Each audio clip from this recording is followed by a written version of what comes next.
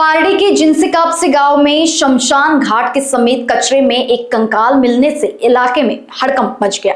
कुत्तों ने बॉडी खींचकर लाई तब घटना उजागर हुई, जिसके बाद पुलिस ने जांच आरंभ कर दी है।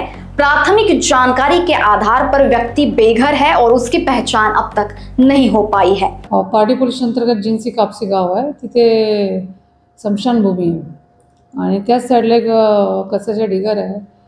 तर परवा रात्री आम्हाला जी माहिती भेटली होती की तिथे काही अननोन बॉडी भेटली। जेव्हा आपण जाऊन प्रत्यक्षदर्शी आम्ही गेलो, स्टाफचं तिथे सर्च केलं, तर अर्धा जे हे होतं आपलं जे म्हणजे तिथे जो बेगर व्यक्ती आहे त्याचा कंकाल भेटलेला होता आणि पूर्ण पार्ट भेटलेलं आहे। जवळपास बॉडी खूप डिकम्पोज झाली आहे। असं वाटतं की तो कचरा वेचायला गेला होता आणि ते पाय घसरून तिथे उतार वगैरे पाणी थोडंसं साचलेलं असतं, ती जमीन शेताची असल्यामुळे किंवा ते याची स्मशानभूमी त्या साईडला कोणी जात नाही, तर व्यक्ती तो पडून आला आणि त्याचमुळे प्राथमिकता अशी आहे की तो बेघर आहे आणि तो पडला होता आणि बरेच दिवसापासून काही लक्ष गेलं नाही।